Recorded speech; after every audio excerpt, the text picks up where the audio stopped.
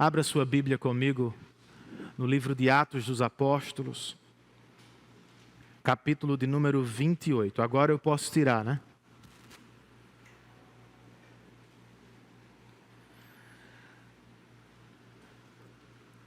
Estamos nos aproximando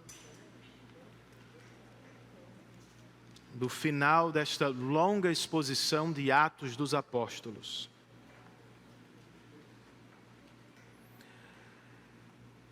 Nesta noite nós vamos estudar do verso 11 ao verso 22. Na próxima, do verso 23 ao 31. E na seguinte, no último domingo de agosto, nós vamos ouvir uma mensagem panorâmica recapitulativa. Vamos olhar para trás, para as 4 temporadas de estudos em Atos, e vamos pensar as principais passagens, as principais doutrinas e os principais desafios deste livro para nós. Será um adeus, e eu acredito que com muita gratidão no coração para aqueles de vocês que acompanharam as 4 temporadas de Atos dos Apóstolos. Hoje estudaremos do 11 ao 22, Atos 28.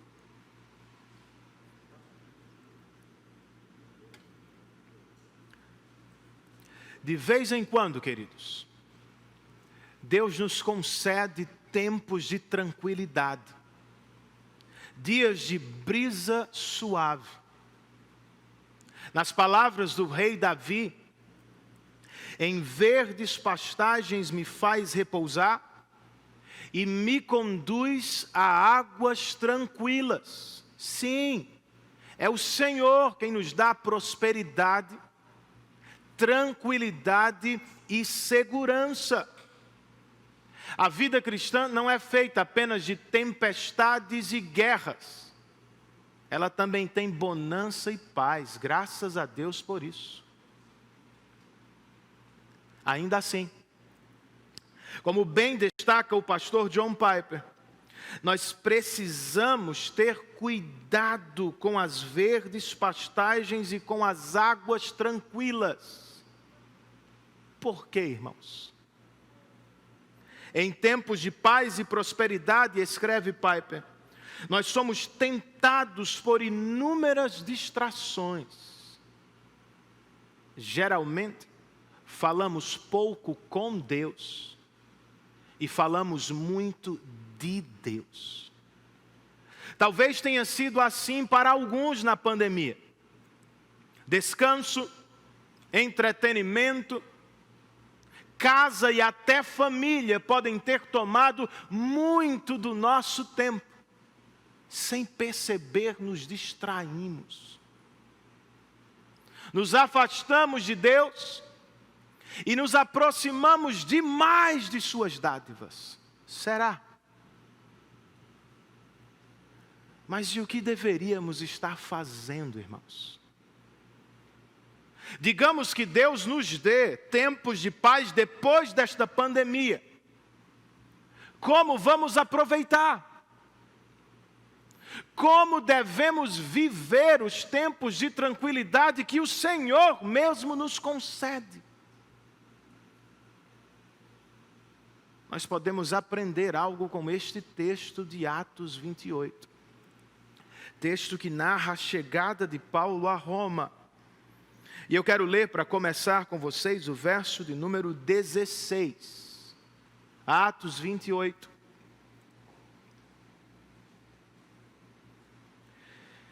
Versículo de número 16.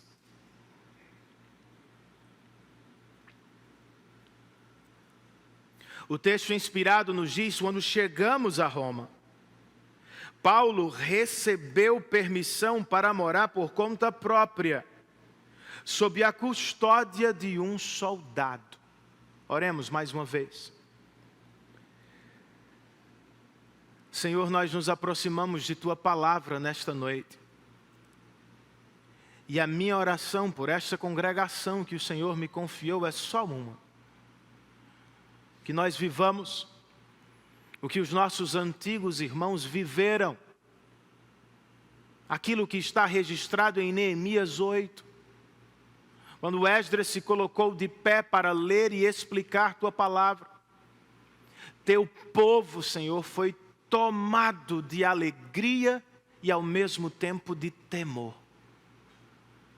Alguns explodiram de alegria ao lembrar da salvação. Outros choraram por causa de seus pecados. Todos obedeceram à tua voz. Que seja assim nesta noite, para o louvor da tua glória e para a alegria eterna do nosso coração. Contamos com o teu auxílio, Espírito, e oramos por tudo isso em nome de Jesus. Amém.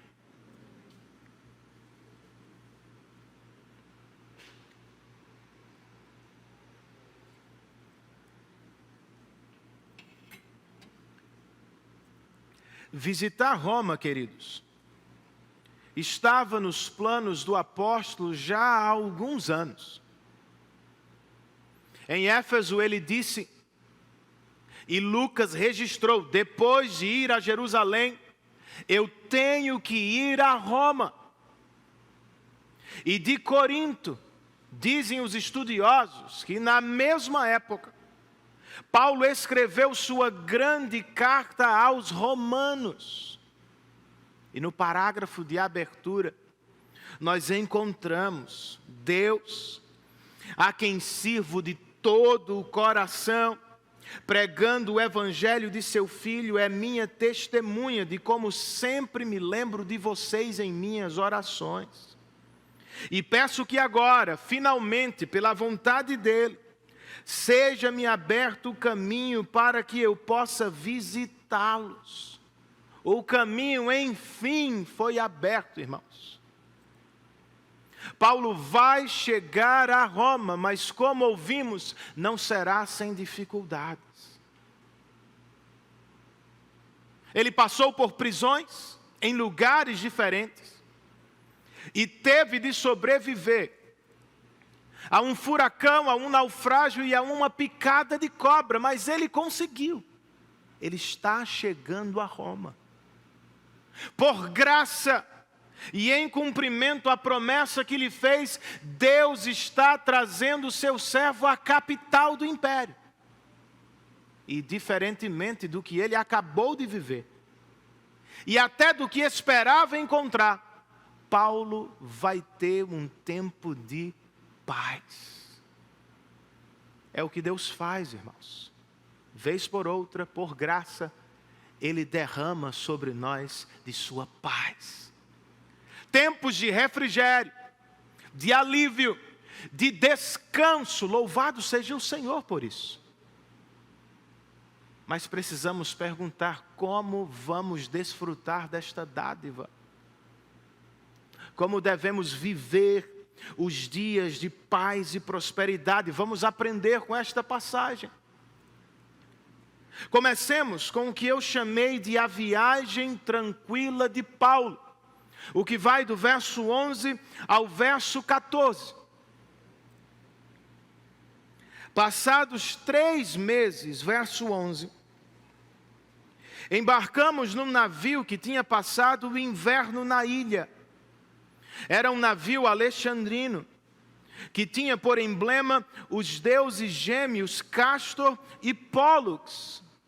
Algumas informações merecem destaque aqui, queridos. Os meses mencionados por Lucas são provavelmente novembro, dezembro e janeiro, o inverno deles. O que nos sugere o seguinte: nossos irmãos estão retomando a viagem, deixando Malta e seguindo para Roma em algum ponto de fevereiro. Outra informação, irmãos, Lucas nos disse que eles subiram a bordo de um navio alexandrino. O anterior também era alexandrino. Não era incomum para a época.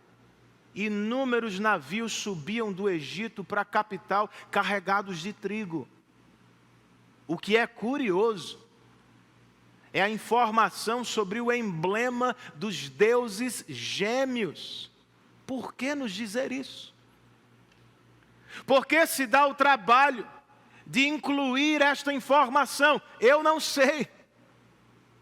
Ninguém sabe. Nem o melhor intérprete do Novo Testamento pode nos oferecer uma resposta conclusiva. Eu posso supor, conjecturar, sugerir o seguinte: talvez Lucas esteja nos dizendo, o barco pode ser pagão, deuses gêmeos, mas enquanto leva Paulo a Roma, ele está a serviço do único e verdadeiro Deus. Pode ser isso. Os versos 12 e 13 nos apresentam uma espécie de roteiro de viagem. Eles registram aportando em Siracusa, depois de deixar Malta. Ficamos ali 3 dias. Dali partimos e chegamos a Régio. No dia seguinte, soprando o vento sul, prosseguimos, chegando a Puteoli no 2º dia. 2 notas são importantes. A primeira, os trechos foram curtos. As viagens foram feitas em dias. Por quê? Era fevereiro. Os marinheiros mais experientes sabiam, tempestades ainda podem surgir, então vamos com cuidado. A segunda nota importante é, o último trajeto especialmente foi o mais longo. Os estudiosos dizem que de Régio a Puteoli, eles navegaram 300 quilômetros em apenas 2 dias. Por quê? Porque segundo Lucas, um vento sul soprou a favor deles. Não sei se você se recorda, mas boa parte dos problemas de Paulo no capítulo passado eram os ventos nortes. O vento norte era contrário à navegação. O vento sul é favorável. Foi Deus quem enviou este vento na direção do apóstolo, irmãos. Se a viagem dele ao início foi perigosa e perturbada, de Malta a Roma será tranquila e suave. Louvado seja o Senhor por isso. Chegando a esta cidade, Puteoli, o que aconteceu? Verso 14. Lucas nos diz, ali encontramos alguns irmãos que nos convidaram a passar uma semana com eles. E depois fomos para Roma. Uma semana, por que não chegar logo à capital? Estudiosos nos dizem que o centurião romano Júlio havia parado para planejar o último trajeto, que seria feito por terra e não por mar. Acertar os detalhes, contratar alguém, pode ser. Paulo Anglada, um pastor presbiteriano que faleceu há algum tempo, nos diz o seguinte, pelos últimos acontecimentos, é provável que Paulo tenha se tornado o líder da expedição. Ele salvou o povo no meio do mar. Ele foi picado e não morreu em Malta. Ele curou inúmeros doentes. É provável que as coisas tenham invertido. E agora ele tem o direito de dizer, quero ficar aqui 2 dias, 3 dias, uma semana até. Pode ser, irmãos. Não sabemos ao certo. O que sabemos é o que está registrado. Os irmãos daquela cidade convidaram Paulo para passar uma semana na casa deles. Deve ter sido uma bênção para Paulo. Certamente foi uma bênção para os irmãos. Pense aí na situação, Vinícius. Conversar com Paulo. Recebê-lo na sua casa. Ouvi-lo pregar no dia do Senhor, irmãos. Que privilégio. Vocês não acham? E sinceramente falando, quantas vezes não o desperdiçamos? Sim, eu sei, ninguém aqui é Paulo. Nenhum de nós pode ser chamado apóstolo de Cristo, eu compreendo. Mas aqui há servos e servas de Deus, valiosos aos olhos do Senhor. Você tem algo para repartir com eles. E eles têm muito para enriquecer sua vida, porque não acontece mais vezes. Como ouvimos na oração de confissão, nos falta, irmãos, hospitalidade. Nós dizemos querer ser igreja, falamos do desejo de nos tornar uma família, queremos integração. Por isso montamos currículos, estabelecemos programas, pensamos em estratégias, mas nem sempre a bendita da integração vem. Você passa meses e até anos em uma igreja e não consegue se envolver. Por quê? Talvez estejamos nos esquecendo de algo muito mais simples e que sempre esteve presente na igreja de Atos, de capa a capa: hospitalidade.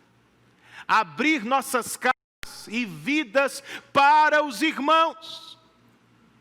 Por hospitalidade cristã, queridos, nós não estamos falando de impressionar pessoas com o que temos. Nós estamos falando de servir irmãos com o que recebemos de Deus. Para isso, crentes não dependem de espaços perfeitos. Nem podemos abraçar a visão mundana de que nossa casa é única e exclusivamente uma expressão do nosso eu. Você pode decorar do jeito que você quiser, não tem problema algum. Mas você não pode esquecer, sua casa também é dele. Não pode servir apenas para você. Ela precisa se transformar num instrumento nas mãos de Deus. Pode ser usada para fomentar comunidade, para o cuidado da igreja, para o treinamento dos jovens, para a pregação do evangelho. Você está perdendo algo se não a abre para a comunhão dos santos. De novo, não tem Paulo aqui, mas tem um monte de gente que, comprada pelo sangue de Jesus, é igualmente especial aos olhos de Deus. Abra sua casa para os irmãos e ganhe com isso. Foi o que os irmãos de Puteoli fizeram. Eles abriram suas casas e ofereceram refrigério para Paulo e seus companheiros. E como vimos, não foi a única bênção do texto. Os tempos mudaram de repente. Furacão terrível em um capítulo, vento suave no outro. Os ventos eram contrários no 27. No 28, os ventos são favoráveis. Deus faz isso conosco, irmãos. Logo, se você está no olho do furacão nesta noite, se está enfrentando uma tempestade terrível, lembre-se, tempestade não dura para sempre, ela vai passar. Logo você terá tempo de descanso e refrigério outra vez. E se é o que já está experimentando, mesmo nesta pandemia, aproveite o bom tempo para prosseguir. O capitão do navio percebeu o bom tempo e navegou 300 quilômetros em 2 dias. Os ventos estão favoráveis mesmo na pandemia para sua casa e seu negócio, meu irmão. Prossiga. Não espere para estudar depois da pandemia, estude agora. As portas estão se abrindo. Não espere coisas maiores. Entre por estas pequenas. Faça alguma coisa. Mas tenha cuidado. Faça com sabedoria. Se ele navegou 300 quilômetros quando pôde, nos outros trechos fez menos. É fevereiro ainda. Precisamos de cuidado. Ainda estamos na pandemia. Não terminou. Então, avalie os custos. Calcule os riscos. Faça algo, mas não faça tudo. Seja prudente, sábio, tenha cuidado. E por favor, não seja um crente que tem medo de entrar em navio pagão. Nós ouvimos semana passada com o seminarista João Vitor. Por graça, Deus dispensou dons a toda a humanidade. Sabe o que isso significa? Um navio pagão pode levar um crente a Roma. Não crentes podem levar Paulo a Roma. Não crentes podem ensinar meus filhos matemática, graças a Deus por isso.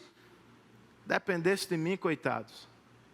Não crentes podem cuidar da nossa saúde. Nós não precisamos temê-los. Devemos ser agradecidos a Deus pelos dons e talentos que também estão sobre eles. Eles são imagem e semelhança de Deus. Tem algo para repartir conosco. Claro, precisamos de cuidado, irmãos. Ambientes e pessoas que representam cosmovisões distintas. Haverá ameaça, pressão, em algum momento perseguição, mas se não é o caso, você não precisa temê-los. Você pode se beneficiar deles, dando graças a Deus. Posso ouvir um amém? Aproveitemos, irmãos, o tempo de paz que o Senhor nos dá.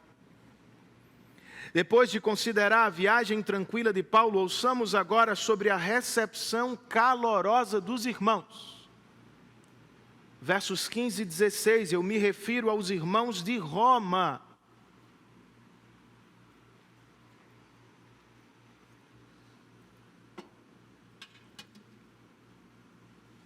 Sobre eles, Lucas nos diz o seguinte, verso 15. Os irmãos dali tinham ouvido falar que estávamos chegando e vieram até a praça de Ápio e as 3 vendas para nos encontrar. Preste atenção ao que eu vou dizer agora.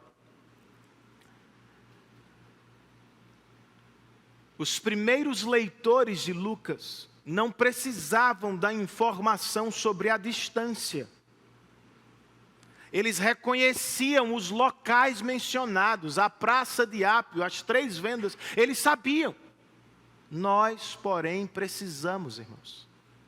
Porque sem esta informação acerca da distância, nós olhamos para esse texto e pensamos, foi uma recepção comum, do tipo a que damos, às vezes, para as pessoas que vêm à nossa casa.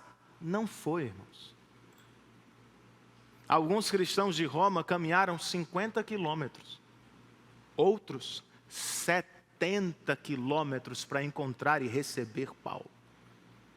Deram a ele o que se dava na época aos reis que voltavam das guerras vitoriosos. Se lembram?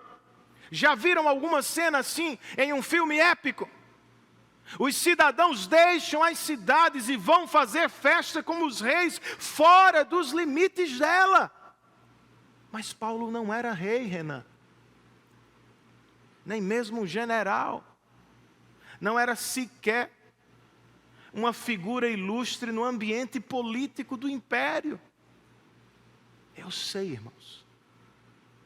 Ainda assim, para a igreja de Cristo que se reunia em Roma, este servo de Deus era um gigante da fé. Quando tomaram conhecimento, Paulo está chegando. E ele passou por prisões, naufrágio, picada de cobra.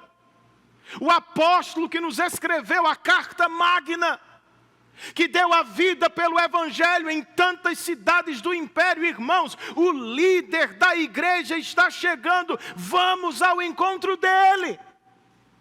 Receberam o apóstolo como se ele fosse um rei. Isso é honra. Eu gostaria de ter estado ali. E como foi que ele respondeu àquela recepção, irmãos? Verso 15, parte final. Lucas nos diz: vendo-os, Paulo deu graças a Deus e sentiu-se encorajado. Deve ter sido uma cena e tanto, hein? Sim, irmãos, Paulo é um gigante da fé. Contudo, não podemos esquecer, ele era homem, sujeito às mesmas fraquezas e sentimentos que temos. Ele teve medo em Corinto. Ele se sentiu sozinho em Jerusalém. Ele quase perdeu a esperança no furacão do capítulo passado. É claro que a esta altura estava apreensivo, pensativo. O que será da minha vida em Roma? Vou ficar detido aqui? Ou será que o imperador vai me mandar para alguma ilha distante em exílio? Morrerei logo ou ficarei na cadeia por anos? Ele tinha perguntas, receios. Sentia como nós sentimos às vezes um frio na barriga. Mas aquela recepção calorosa deve ter tomado o coração dele de alegria e ânimo. Ele chegaria à capital, mas não chegaria sozinho. Lucas, Aristarco e agora inúmeros cristãos de Roma se colocariam ao lado dele. Que encorajamento! Entrar para uma cirurgia sabendo que há uma igreja inteira orando por você. Enfrentar uma dificuldade ao lado de irmãos queridos, era isso, irmãos.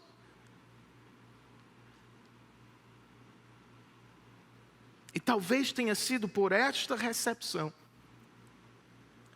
que Lucas nos diz o que temos no verso 16. Quando chegamos a Roma, Paulo recebeu permissão para morar por conta própria, sob a custódia de um soldado. Sabe o que é isso? Bem, pode ter sido o centurião romano, Júlio. O camarada ficou impressionado com Paulo. Ele saiu sob a recomendação de Festo. Durante a viagem, ele salvou a tripulação. Ele foi picado e sobreviveu. Ele curou inúmeros doentes em Malta. E agora que está chegando a Roma, dezenas de crentes foram recebê-lo como se ele fosse um rei. Ele ficou impressionado, irmãos. Talvez por isso tenha intercedido junto às autoridades da capital. Paulo não é uma ameaça. Ele não vai fugir. Ele nos salvou. Ele é homem de bem, de palavra. Tratem-no com honra e cuidado. Pode ter sido isso. Ou pode ter sido uma recomendação dos governadores da Cesareia. Sobre todos eles, o que podemos dizer com certeza é: foi Deus, irmãos. Foi Deus quem, neste caso, deu a Paulo menos sofrimento do que ele esperava. Talvez estivesse esperando o pior. Deus lhe deu algo menor. Ainda estaria preso, mas não em uma masmorra escura e solitária, em uma casa. Ainda estaria acorrentado a soldados romanos, mas ainda podia receber amigos e irmãos. Não era o melhor lugar de Roma, mas também não era o pior. Por isso Paulo estava agradecido. Será que nós estamos? Eu sei que estamos enfrentando uma crise global. Seus efeitos e danos também chegaram à sua casa, à minha casa, a esta igreja, eu sei. Talvez você esteja enfrentando uma crise no âmbito pessoal, que aos seus olhos seja igualmente gigantesca e terrível, eu compreendo. Mas será mesmo que não há nada pelo qual podemos dar graças a Deus? Não há nada na sua vida pelo qual você pode dizer, Senhor, obrigado. Pense sobre isso, meu irmão, ao término deste culto. Ao iniciar sua jornada de trabalho amanhã. Minha sugestão vem de uma observação comum. Todos nós fazemos esta observação. Somos mais rápidos para reclamar e muito mais lentos para agradecer. Em tempos de crise, nossos olhos param nas dificuldades, nos problemas. Não conseguimos perceber com facilidade as bênçãos da graça de Deus que caem continuamente sobre nós. Pela fé, abra os olhos, meu irmão. Quantas dádivas não recebemos durante esta pandemia? Deus é bom e Ele não abandona o seu povo. Sejamos gratos. Se sua mente se voltar da murmuração para a gratidão, no mínimo sua vida será menos difícil. Não sei se ela vai ser a melhor das vidas amanhã, mas no mínimo menos difícil. Você não vai ver apenas uma prisão domiciliar, como Paulo. Você vai ver uma oportunidade para testemunhar. Lembram-se de Filipenses? A igreja estava preocupada com o apóstolo. Lhe escreveu pedindo notícias. E ainda no capítulo 1, Paulo diz o seguinte: quero que saibam, irmãos, que aquilo que me aconteceu tem, ao contrário do que vocês pensam, servido para o progresso do evangelho. Como resultado, tornou-se evidente a toda a guarda do palácio e a todos os demais que estou na prisão por causa de Cristo. E os irmãos, em sua maioria, motivados no Senhor pela minha prisão, estão anunciando a palavra com maior determinação e destemor. Em vez de se vitimizar, de se lamentar da vida, de se isolar naquela prisão domiciliar, Paulo a aproveitou para pregar, irmãos. Como resultado, soldados romanos caíram de joelhos diante de Cristo. E do lado de fora, cristãos da capital foram tomados de coragem para imitá-lo na pregação. Por que não fazemos o mesmo? O mundo pode ter parado, queridos. Nós, porém, não paramos de servir a Cristo. Antes, durante e depois da crise, nós somos servos de Cristo. Vamos transformar a crise em púlpito para anunciar o Evangelho. Não só reclamemos da vida, saiamos amanhã para trabalhar, desejando ardentemente dar glórias a Deus neste mundo e anunciar o seu Evangelho aos perdidos. Foi o que os irmãos de Roma fizeram. Eles saíram de casa e foram receber com honra e encorajar o apóstolo. Como fazemos o mesmo? Como encorajamos os servos de Deus que estão na linha de frente? O que dissemos aqui de Paulo pode ser aplicado a pastores, a missionários, aos líderes de nossa igreja, são homens e mulheres sujeitos às mesmas fraquezas, sofrimentos e sentimentos que temos. Será que lembramos disso? Será que vemos nossos pastores desta forma? Você já parou para pensar na vida de um pastor? O que acontece de segunda a sábado e não somente no domingo? Irmãos, além de passar a maior parte do tempo estudando, diga-se de passagem em casa, como um professor faz, se preparando em casa e muitas vezes tomando tempo da família, pensando em pregar e ensinar no bem da igreja, é parte normal da vida de um pastor de segunda a sexta. Treinar a próxima geração, visitar os enfermos que não podem vir à igreja, encorajar os desanimados, consolar os que choram, aconselhar os confusos, se alegrar com aqueles que se alegram, lamentar com aqueles que se lamentam, e às vezes tudo isso em um dia só.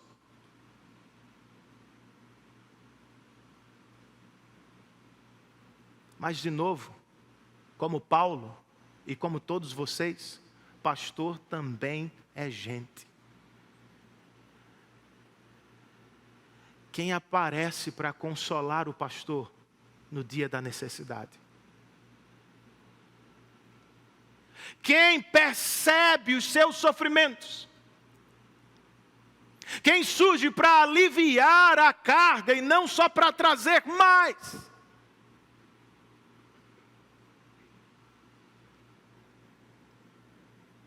Não só reclame do seu pastor ou dos seus pastores. Seja agradecido a Deus pela vida deles. E se você não pode andar 70 quilômetros, nem eu quero que você faça, como fizeram os irmãos de Roma, dê um jeito, de vez por outra manifestar sua gratidão, de oferecer alguma palavra de encorajamento, de reconhecimento. Os pastores também precisam disso, irmãos. Eles sofrem.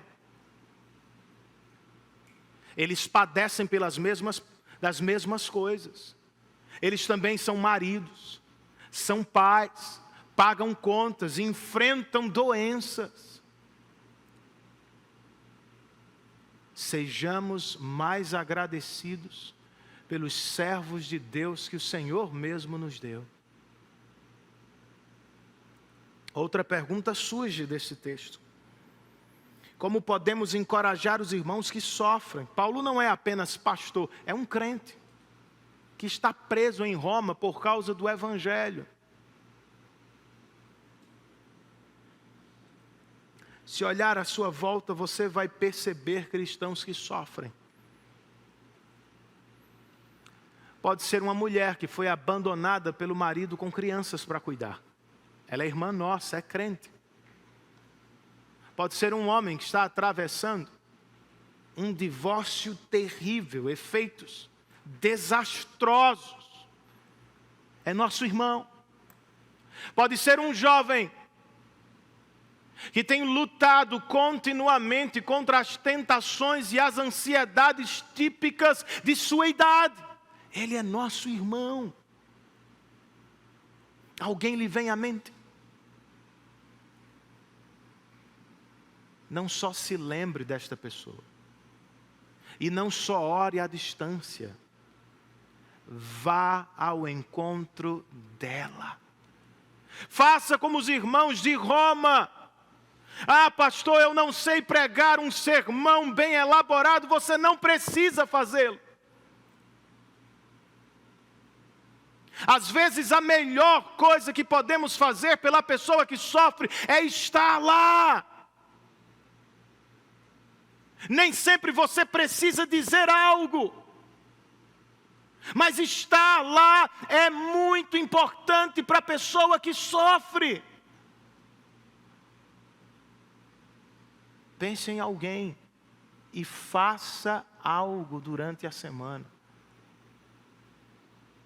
Esteja lá para ajudar alguém que sofre em nossa igreja. É claro, irmãos, que este é meu dever enquanto pastor. Os presbíteros estão aqui também para isso. Mas vocês vão perder parte da grande graça e aventura do ministério cristão se não se envolverem com a obra do encorajamento. Que Deus nos ajude. Para terminar, queridos, bem, Paulo não sofreria sozinho em Roma. Sua viagem foi tranquila, a recepção dos romanos foi calorosa. E agora, para concluir, vamos ouvir sobre a reunião com os líderes judeus. O que se acha entre os versos 17 e 22. São os primeiros movimentos de Paulo em Roma. Se estivesse no lugar dele, o que você faria?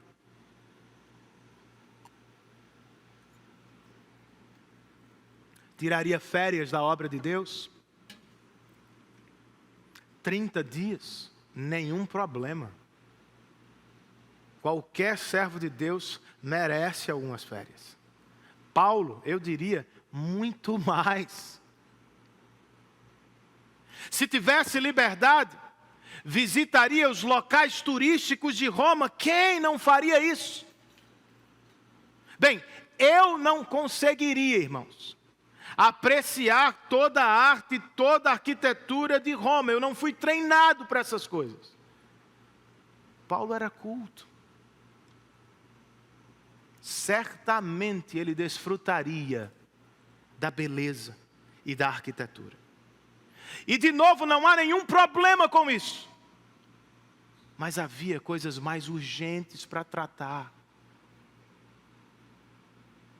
Por isso, Paulo chamou os líderes da comunidade judaica de Roma. Estima-se que naquela época havia algo entre 20 a 40 mil judeus em Roma. O que representava dezenas, 30, 40, 50 sinagogas espalhadas pela cidade. Paulo chamou os líderes para lhes preparar para a pregação do Evangelho. Ele podia descansar, irmãos, nada seria dito contra ele. Se tivesse liberdade, podia visitar todos os locais de Roma. Em vez disso, ele disse: eu quero preparar esse povo para a pregação do Evangelho. Versos 17, 18, 19 e 20, 3 dias depois. Ele convocou os líderes, os judeus. Quando estes se reuniram, Paulo lhes disse: meus irmãos, embora eu não tenha feito nada contra o nosso povo, nem contra os costumes dos nossos antepassados, fui preso em Jerusalém e entregue aos romanos. Eles me interrogaram e queriam me soltar, porque eu não era culpado de crime algum que merecesse pena de morte. Todavia, tendo os judeus feito objeção, fui obrigado a apelar para César, não porém por ter alguma acusação contra o meu próprio povo. Por essa razão, pedi para vê-los e conversar com vocês. Por causa da esperança de Israel é que estou preso com estas algemas. Antes que os judeus de Roma se voltassem contra ele, queridos, e antes que suspeitassem dele, sabiamente o apóstolo se adiantou. Os chamou para lhes dizer poucas coisas. Uma: eu não fiz nada de errado contra os nossos irmãos judeus. Outra: os romanos nada têm contra mim. E a última, e talvez a mais importante: eu não tenho nenhuma acusação para fazer contra vocês. Isso era importante porque anos antes, o antigo imperador havia expulsado os judeus de Roma por motim religioso. Provavelmente com os cristãos. Querendo montar o palco para a pregação, Paulo diz: fiquem tranquilos, eu não cheguei aqui para lhes causar problema. Ele não tem nada contra os judeus. Os romanos não têm nada contra ele. Por que então está preso? A resposta dele é curta. Por causa da esperança de Israel. Pode ser curta e sem significado para você. Mas para aqueles judeus fazia todo o sentido do mundo. Paulo, em outras palavras, estava dizendo: eu sou um judeu fiel. Eu esperei pela esperança de Israel. E eu a vi chegar em Jesus de Nazaré. Ele é o Messias prometido do Antigo Testamento. Irmãos, aquele momento deve ter sido de tensão. Como é que eles vão responder? Qual será a postura dos judeus diante da fala de Paulo? O que Lucas registrou, versos 21 e 22, deve ter surpreendido até mesmo Paulo. Pois os judeus responderam: não recebemos nenhuma carta da Judéia a seu respeito. E nenhum dos irmãos que vieram de lá relatou ou disse qualquer coisa de mal contra você. Todavia, queremos ouvir de sua parte o que você pensa, pois sabemos que por todo lugar há gente falando contra esta seita. Ninguém disse nada contra Paulo. Como pode? Paulo é o líder dos cristãos, mais odiado do que qualquer outro apóstolo. Os outros já estavam com Jesus. Paulo não. Começou contra Jesus. E só depois ficou ao lado dele. Ele foi de perseguidor a propagador do Evangelho. E aqui os judeus de Roma estão dizendo: ninguém disse nada contra você, Paulo. O que foi que aconteceu, irmãos? Estudiosos dizem apenas o seguinte: os judeus de Jerusalém acabaram desistindo. Paulo estava longe demais. Não valia mais a pena. Ou seria perigoso demais mexer com ele na capital do império. Logo, sobre Paulo, dizem os judeus, ninguém mencionou coisa alguma já sobre o cristianismo de Paulo. Na visão dos judeus, uma seita. Uma seita para eles não é o que é para a gente, tá? Para eles era meramente um partido da religião judaica. Os saduceus e os fariseus também eram chamados de seitas, partidos do judaísmo. Mas para os judeus de Roma, o cristianismo era meramente uma seita. Uma escola de interpretação do Antigo Testamento. Segundo eles, todo mundo está falando do cristianismo. Eles ficam curiosos e dizem: Paulo, nós queremos ouvir o que você tem a nos dizer. Era tudo que o apóstolo queria, irmãos. Paz com os judeus e oportunidade para pregar o evangelho também em Roma. Será que é o que queremos também na vida? Os judeus querem ouvir. Mas será que, como Paulo, lhes queremos falar sobre o evangelho? Ao início de sua carta aos Romanos, Paulo disse: eu quero ir a Roma para pregar o evangelho também a vocês. Ao final da mesma carta, capítulo 15, ele disse: eu quero ir à Espanha, passando por Roma, para lhes dar a oportunidade de me ajudarem a levar o evangelho até lá. Irmãos, esta era a ambição do apóstolo Paulo. Fosse em Malta, em Roma ou na Espanha, o que o movia na vida, o que o levava de um lugar para o outro era isto: tornar Cristo conhecido e desejado entre as nações.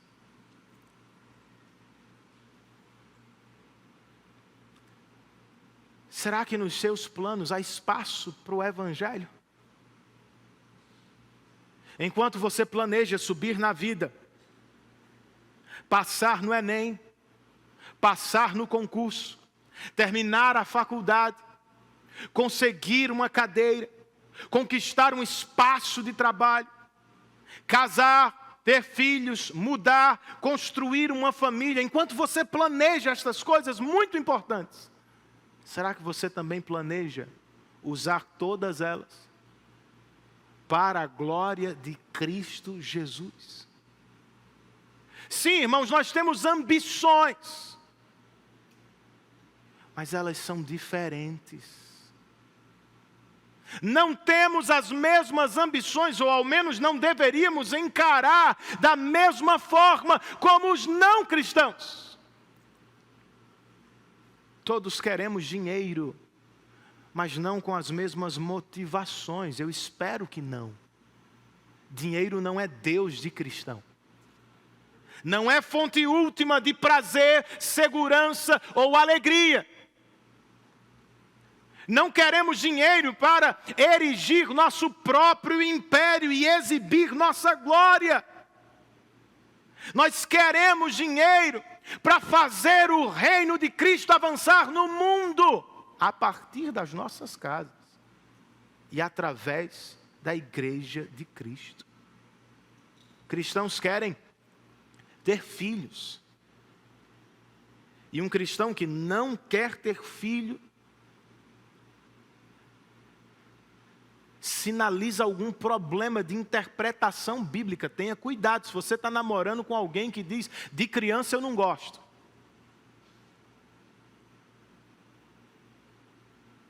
Porque um dos propósitos do casamento é ter filhos. Só que nós não queremos filhos como os outros. Não queremos filhos para a nossa própria realização. Não, eu preciso de filhos, porque eles vão me completar, me realizar. Não, irmãos, isso é egoísmo. Não queremos filhos apenas para encher a terra, como diz Piper, ela já está cheia. Nós queremos filhos para encher a terra com gente que conhece e ama Jesus Cristo acima de todas as coisas. É diferente. Jovens cristãos querem casar, tem um monte aqui doido para fazer isso. Louvado seja o Senhor por isso. Mas eu espero que eles não tenham as mesmas ambições dos não cristãos. Cristãos se casam, irmãos, para cumprir uma gloriosa missão. Discipulado. São dois crentes que se unem para ajudar um ao outro mutuamente. É um dizendo para o outro, eu vou fazer de você mais piedoso. Eu vou ajudá-lo a ser um cristão melhor, uma serva de Deus melhor. E juntos nós seremos mais fortes enquanto cristãos. Vamos discipular nossos filhos. Vamos enfrentar as tempestades juntos. É uma santa missão com um alvo santo, irmãos. Nossas ambições são diferentes. Será mesmo? Será que é como vivemos na prática? Não tem sido assim em sua própria vida?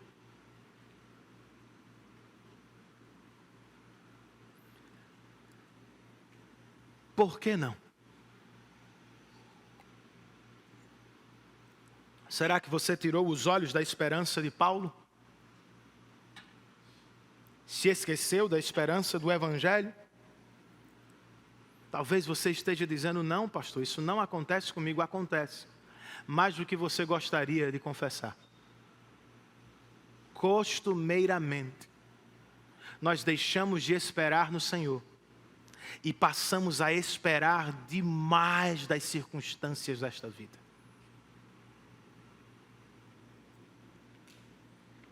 Mas a verdade é bens, prazer, conforto, riqueza e segurança não podem nos dar esperança duradoura. No melhor dos casos, como diz o ditado, é bom enquanto dura. Mas nós sabemos, estas coisas não duram muito. Esperar demais delas é entregar seu coração à frustração. Mas não é assim que Paulo está em Roma, irmãos, preso. Você não precisa estar assim nesta pandemia. Está sofrendo, está com medo, se decepciona com o que vê do lado de fora. Lembre-se das palavras do salmista ao final do Salmo 27. Simples. Espere no Senhor. Seja forte, não para fazer, para esperar. Tenha coragem, não para lutar com as próprias mãos, como se você fosse Deus. Tenha coragem para esperar, crente, espera no teu Deus.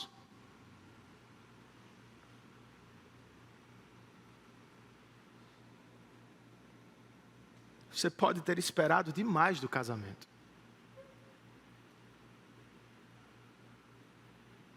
E agora está decepcionado depois de meses. Ele não é tudo o que eu imaginei, pastor. Você tinha expectativas que não eram bíblicas. Você pode estar decepcionado como o governo brasileiro. Mas pastor, eu acreditei, eu achei, eu julguei. É homem. Você pode ter esperado demais de sua igreja, desta ou de outra igreja. Eu percebi, pastor, que ela não é perfeita, que ela não tem tudo, que ela não faz isso, não faz aquilo. É igreja. Pessoas imperfeitas, pecadores, pecador, tentando servir a pecadores. Se frustrou com alguma dessas instituições? Volte-se de todas elas para o Senhor, que jamais frustrará o seu coração. Só Ele é firme, inabalável. Só Ele é o mesmo ontem, hoje e será eternamente. Sobre Ele você pode repousar em tempos de crise. Sobre Ele você pode colocar toda a sua esperança. Ele não vai embora, Ele não muda, Ele seguirá ao nosso lado para sempre, irmãos. Nossa esperança é Cristo. E aquelas pessoas que não conhecem a verdadeira esperança? Eu e você, às vezes, flertamos com outras coisas. Mas e aquelas que estão completamente prostradas diante de outras coisas? Os judeus de Roma não receberam ou não haviam recebido a esperança de Israel. Ainda estavam esperando por ela. Por isso Paulo dá um jeito, irmãos, de se encontrar com eles e de armar o palco para a pregação. E aqui eu vou ser repetitivo, não quero ser chato, mas eu preciso lhe dizer a mesma coisa. Paulo tinha problemas com os judeus. Os judeus o prenderam em Jerusalém, o acusaram diante de Roma. E quando Roma queria libertá-lo, os judeus protestaram. Em nenhum momento Paulo se queixa. Intencionalmente ele não menciona nomes. Não se demora na questão dos judeus. E há uma razão para isso, irmãos. Paulo queria chegar a Cristo o quanto antes. Esta era a esperança que ele tinha para anunciar. Deveríamos viver do mesmo modo. Mas o que acontece é, nós perdemos muito tempo e muitas oportunidades, falando de coisas, instituições e pessoas que não salvam ninguém. A esperança para este mundo caído não é esta cura ou aquela cura, é Cristo. O Salvador dos pecadores não é este ou aquele político, é Cristo, você sabe disso.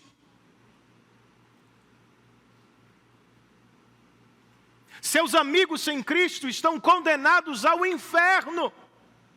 Seus familiares sem o Evangelho estão fadados a viver eternamente em sofrimento. Você sabe disso. E você vai ficar falando de futebol o tempo todo, de política o tempo todo, de tecnologia o tempo todo, de bem-estar físico o tempo todo. Nenhum problema, irmãos, com futebol. Eu tenho sofrido há décadas. Meu time não me dá alegria e eu acho isso ótimo. Não perco tempo. Amanhã os homens vão voltar para o trabalho e enquanto tomam um cafezinho vão trocar ideias sobre o Brasileirão. O Vasco venceu o São Paulo depois de uma década também. Vascaíno não pode tirar onda com ninguém. Não é não, meu irmão? Nem flamenguista também. Vocês vão falar na hora do cafezinho, olha, o Flamengo ganhou, o São Paulo perdeu, o Vasco ganhou. Ótimo, nenhum problema, mas não pare no futebol, meu irmão. Não só fale da fala do presidente, do decreto do governador, da ordem do prefeito. Não só tenha na boca o discurso do eu fui à academia, estou emagrecendo, estou fazendo dieta, olha o meu corpo, olha a minha vida, meu irmão. A coisa é séria. Campeão brasileiro também vai para o inferno sem Jesus Cristo. Gente sarada, se morrer sem o Evangelho, está condenada. Dê um jeito de chegar a Cristo, para a alegria eterna das pessoas com quem você vive. Senão eles vão entender errado, irmãos. Nós falamos tanto do que eles falam, mas tanto que talvez eles pensem, a boa notícia deles é isso aqui mesmo. É futebol, bem-estar, política, dinheiro, riqueza. É isso. Mais cedo ou mais tarde, irmãos, esta terra dará lugar a uma nova criação. Você não espera por isso, não? Você não se lembra de vez em quando do céu? Deseja o retorno de Cristo?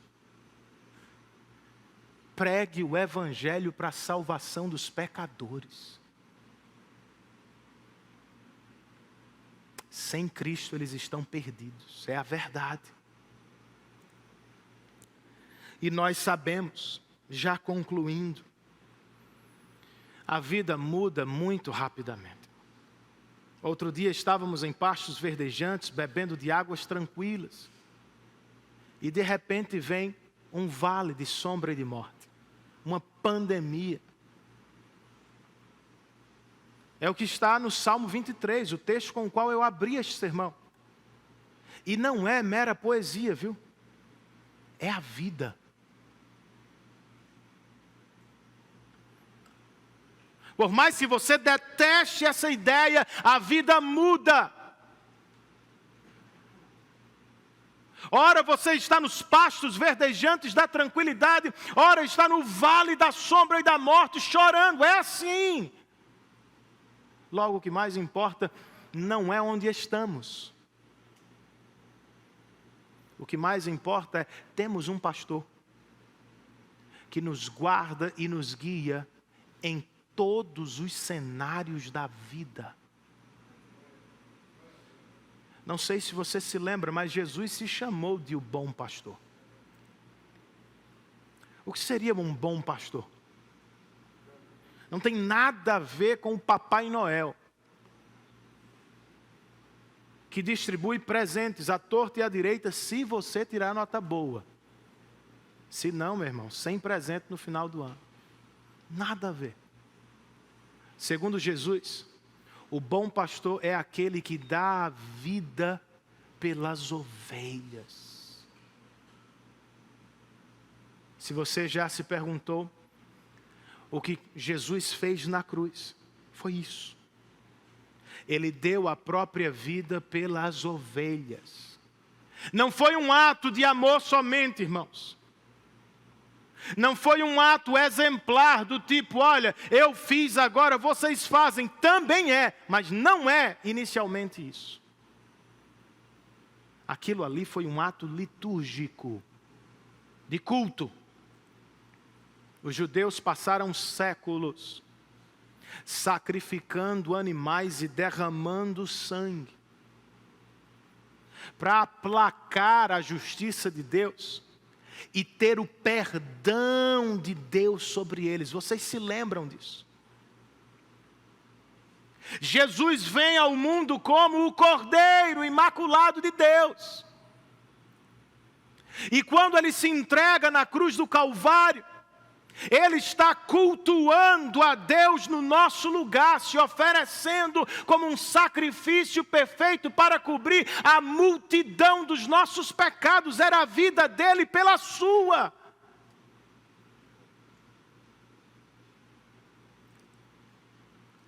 E naquele ato, ele disse, eu sou a porta.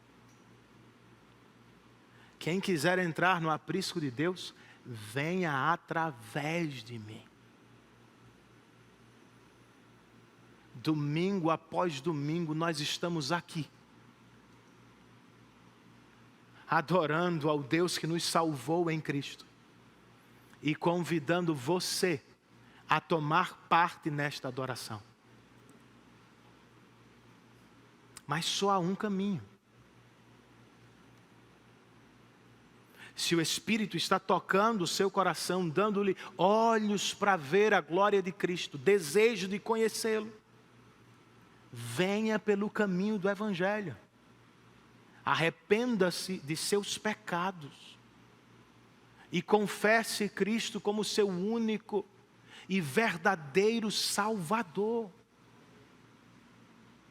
Se você o fizer, você vai sair deste lugar ou desligar a transmissão deste vídeo, seguro, dentro do aprisco de Deus, não apenas agora, mas por toda a eternidade. Façam. Curvemos as nossas cabeças, queridos, e oremos ao Senhor em resposta àquilo que nós ouvimos nesta noite.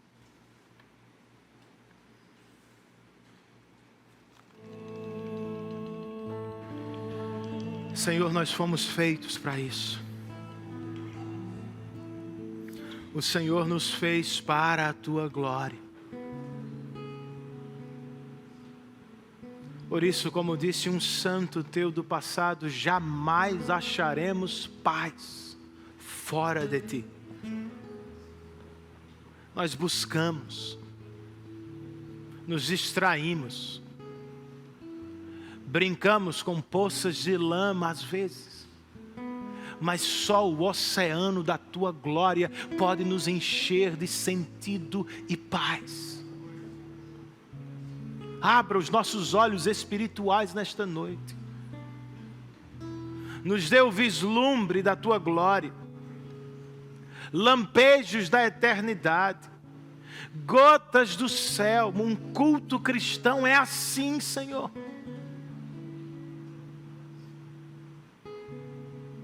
Choremos mais ou menos agora, e sejamos mais ou menos alegres em breve, quando o Senhor nos chamar ou voltar para buscar a Tua igreja. Nós estaremos diante do Teu trono cantando: grandioso és Tu. Esta é a nossa esperança. Este mundo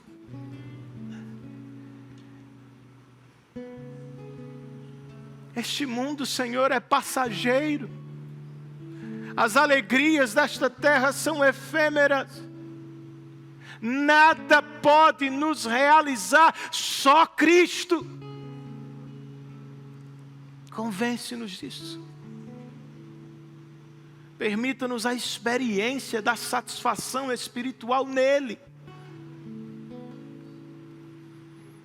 E sendo assim, Senhor, prepara-nos para uma semana que vai glorificar o Teu nome, não o nosso. Em nossas casas, trabalhos, escolas, faculdades, que em tudo vivamos para o louvor da Tua glória.